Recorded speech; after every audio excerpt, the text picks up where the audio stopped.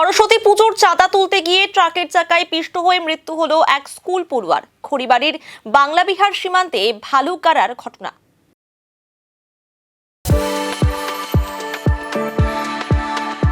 We are the dreamers, the achievers, and the leaders. Come, join us today. বৃহস্পতিবার দুপুরে বিহার থেকে খড়িবাড়ির দিকে আসা একটি ট্রাকের চাকায় পিষ্ট হয়ে এই মর্মান্তিক মৃত্যু হয় পড়ুয়ার। ঘটনায় ট্রাফিক পুলিশের বিরুদ্ধে ক্ষোভ প্রকাশ করেছেন স্থানীয়রা। মৃত পড়ুয়ার নাম সূর্য গীর, খড়িবাড়ি হাই স্কুলের 10ম শ্রেণীর ছাত্র। রাস্তায় গাড়ি ও ট্রাক চালকদের থেকে চাঁদা তুলছিল পড়ুয়ারা। ঘাতক ট্রাকটির চালক ট্রাক না থামিয়ে এগিয়ে যায়। চাকার নিচে ঢুকে যায় 2 পড়ুয়া।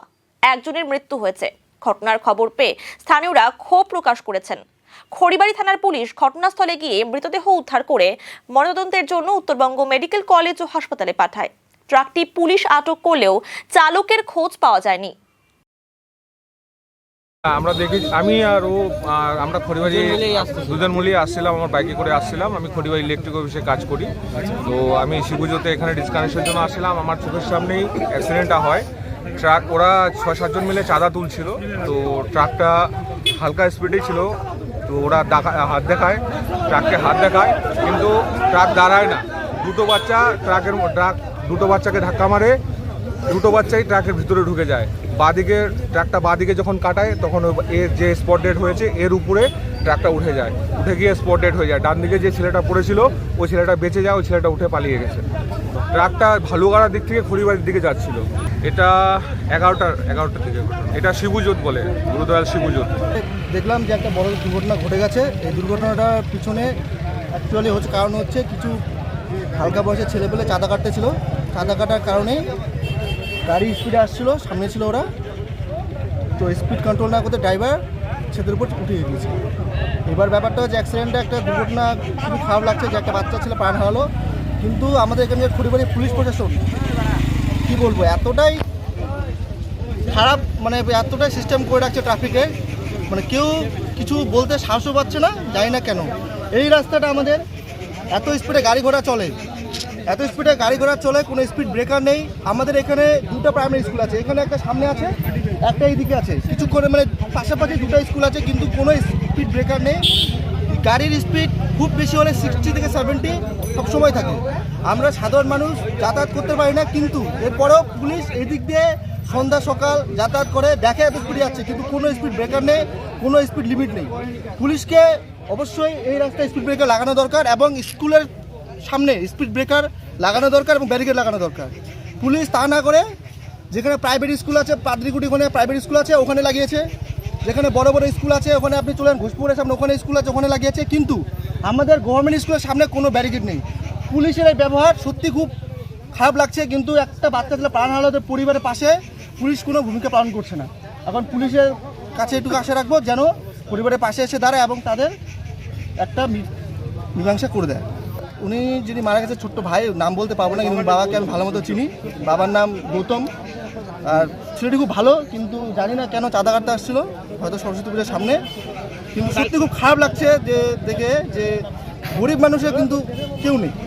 এখন আতঙ্ক বলতে আতঙ্ক যেন সবসময় থেকে, যখনই সন্ধ্যাবেলা বেরোয় আমাদের ওইদিকে সামনে একটা ক্রসিং আছে, ওই ক্রসিংটা আমরা বেরোতে পারি না, আমাদের মিনিমাম 10 থেকে 15 মিনিট ওয়েট করতে হয়।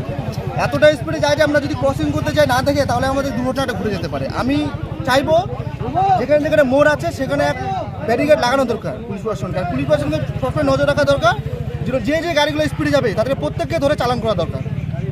ঘটনা একটা বাড়ির বাচ্চা, মানে আমাদেরই ঘরের এখানকার পাড়ারই বাচ্চা মারা গেলে তো সবচেয়ে বড় দুধের চেয়ে বড় কিছু হয় না। তো এবার ঘটনা হচ্ছে যে আমাদের যে যানবাহন যেটা চলছে আর কি, এখন ওরা ড্রাইভারগুলো গুগল ম্যাপ দেখে ওরা এদিক দিয়ে বেরিয়ে যাচ্ছে খড়িবাড়ি ঘোষপুর হয়ে ভালুকগাড়া হয়ে।